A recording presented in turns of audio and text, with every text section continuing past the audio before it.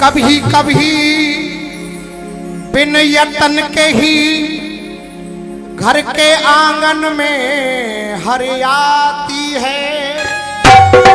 कभी कभी बिन यतन के भी घर आंगन में हरियाती है। मैं बात कर रहा हूं तुलसी की। कभी कभी बिन यतन के ही घर के आंगन में हरियाती है। कभी लाख यतन करने पर भी वो तुलसी मुरझा जाती। कभी लाख यतन करने पर भी ये तुलसी मुरझा जाती है। ये हो बहुत सुंदर। क्यों मुरझा जाती है? अब आप कहेंगे कि उसमें गलत पानी चला गया या देखभाल नहीं हुई। महाराज जी, भागवत श्रीमद् भागवत में बहुत प्रसंग आते हैं, लेकिन ये एक कल्पना है। बेटा नवनीत, कभी कभी घर के आंगन में बिन यतन के ही हरियाती है। कभी लाख यतन करने पर भी वो तुलसी मुरझा जाती है। तुलसी से हमेशा नेह रहा वो माधव मदन मुरारी का।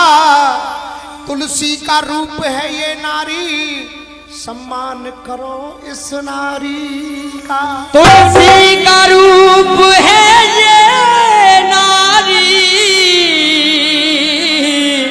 सम्मान करो इस नारी का।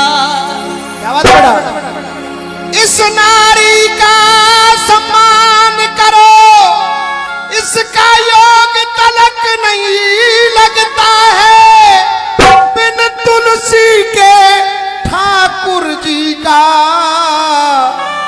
कभी भोग तलक नहीं लगता बिन तुलसी के ठाकुर जी का।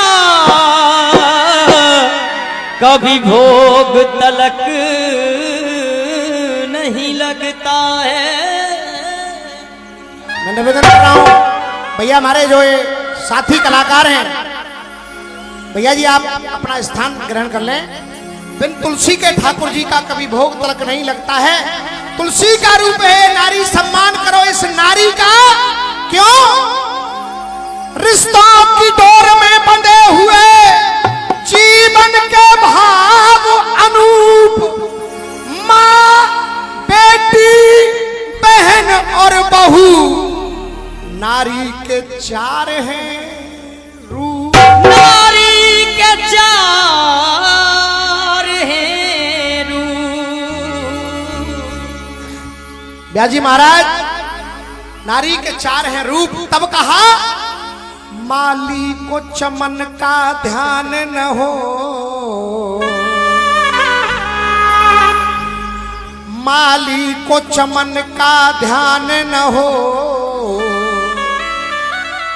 तो बुलबुल कैसे चहकेगी। क्या बात है। और मैं दावा दे रहा हूं, जहां नारी का सम्मान न हो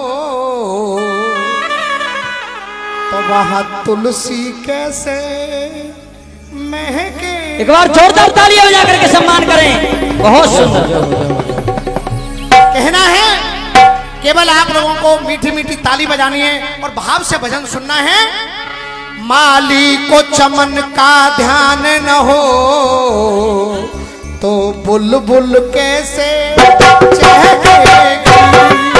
जाना को चमन का ध्यान न हो, वहाँ बुलबुल कैसे चहकेगी। अरविंद भैया, अपने जीवन में जो भी उस परम पिता ने हमारे द्वारा लिखवाया, मैं अपनी सर्वश्रेष्ठ रचनाओं में इस रचना को रखता हूं। उम्मीद करूंगा आप लोगों को अच्छी लगेगी। कहा कि माली को चमन का ध्यान न हो तो बुलबुल कैसे चहकेगी। जहां नारी का सम्मान न हो, जहां जहाँ नारी का सम्मान न हो, वहाँ तुलसी कैसे जहाँ नारी का सम्मान न हो, तुलसी कैसे रहेगी। जहाँ नारी का सम्मान न हो,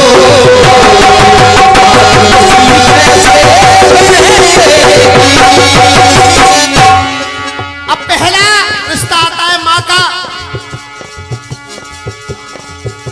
कर्तव्य परायण हो बेटा, कर्तव्य परायण हो बेटा, वो एक मिलेगा लाखों में। कर्तव्य परायण हो बेटा, वो एक मिलेगा लाखों में। कर्तव्य परायण हो बेटा, वो एक मिलेगा लाखों में। समय समय की बात है, समय समय का फेर, समय बदलने में कभी ना लगे जरा सी देर। आज से 3 महीने पहले मैं भी कहता था कि मैं सौभाग्यशाली हूं, लेकिन दलवीर बेटा आज वो सौभाग्य दुर्भाग्य में बदल गया। क्यों? पंक्ति आ रही है माँ की, उस माँ को याद कर रहा हूं जो मात्र 2.5 महीने पहले नाची बच्चे को छोड़ करके इस दुनिया से चली गई। आज उस घटना के बाद मैं भी दुर्भाग्यशाली बन गया हूं। कर्तव्य परायण हो बेटा, वो एक मिलेगा लाखों में। जिसने न कभी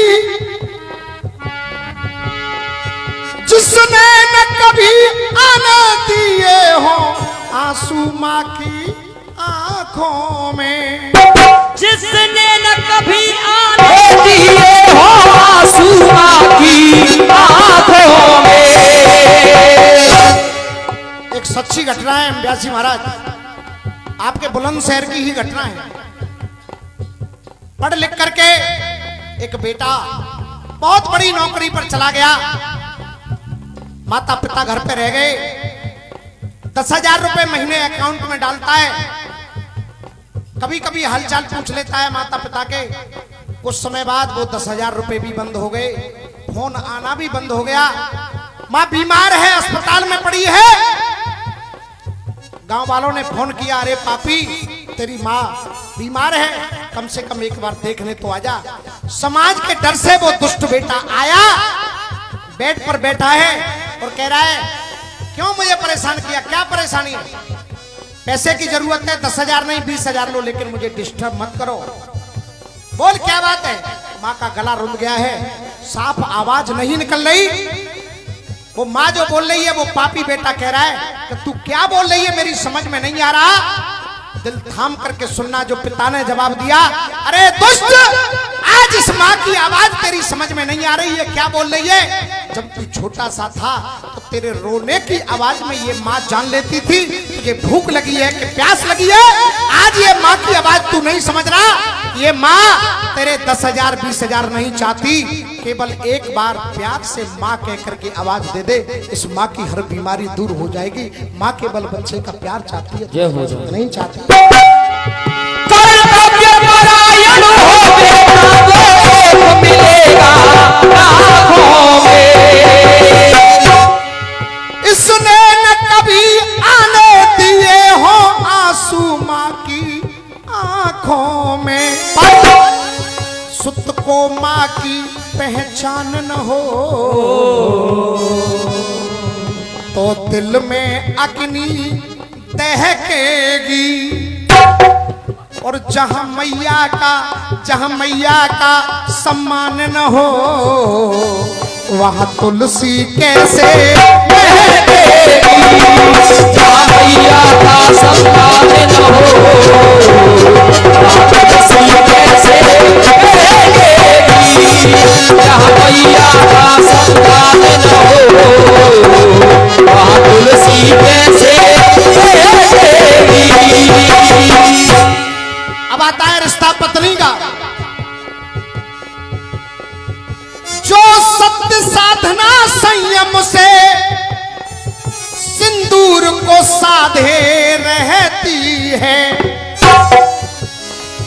कितनी पावन है ये पत्नी पति को परमेश्वर कहती। कितनी पावन है ये पत्नी पति को परमेश्वर कहती है। कितनी पावन है ये पत्नी पति को परमेश्वर कहती है। इस नारी ने नर को जन्म दिया, आंचल में बचपन पला दिया, संतान की देकर सौगाते इस वंश को आगे चला दिया।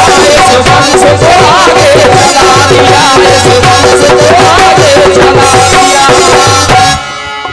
हर मार सही दुत्कार सही घोट खुशी का गला दिया। इस नर ने अपने हाथों से नारी को जिंदा जला दिया। नारी को जिंदा जला दिया। नारी को जिंदा जला दिया। पत्नी तो परमेश्वर कहती है, पर पति के दिल में स्थान न हो तो गम गर्दिश में बहकेगी।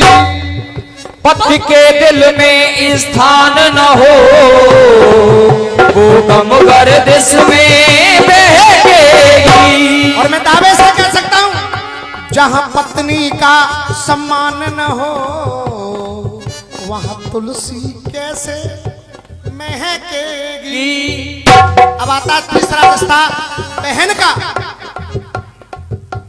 पीहर को छोड़ ससुराल गई लेकर के रिश्तों का गहना। अब अरविंद भैया, वो बहन जब ससुराल चली जाती है दिल की लाख दुआएं भाई को दे के जाती है, और जब तक माता पिता जीवित हैं तब तक वो बहन आती है, और अगर माता पिता विदा हो जाते हैं तो वो भाई अगर माता पिता का रोल अदा नहीं कर सकते तो वो बहन मान लेती है कि अब मेरा पीहर खत्म हो गया। इसलिए ये पंक्ति लिखनी पड़ी। पीहर को छोड़ ससुराल गई लेकर के रिश्तों का गहना। माँ बाप ढूंढती है बहन में मासूम सी प्यारी ये बहना। मासूम सी प्यारी ये बहना। मासूम सी प्यारी ये बहना। भैयन के अधर मुस्कान न हो।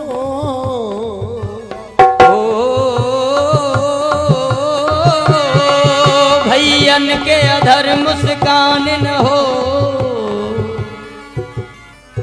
तो वो मिलन को कैसे कहकेगी।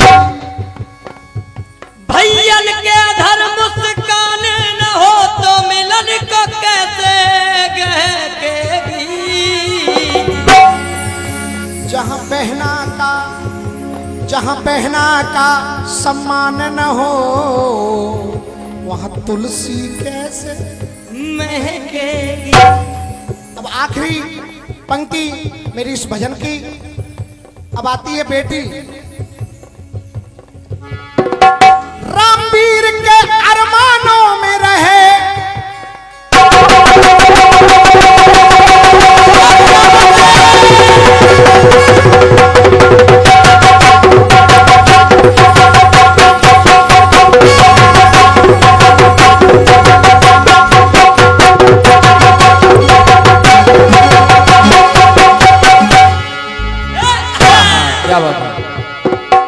रामवीर के अरमानों में रहे हृदय का कोना है बेटी।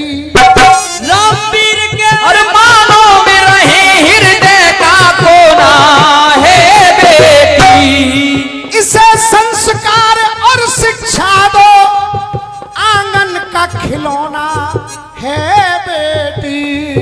इसे संस्कार और शिक्षा दो आंगन का खिलौना है बेटी। सम्मान से कन्यादान न हो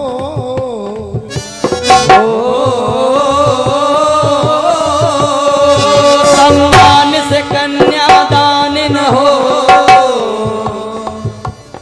तो असगुन में आँख ये लहकेगी।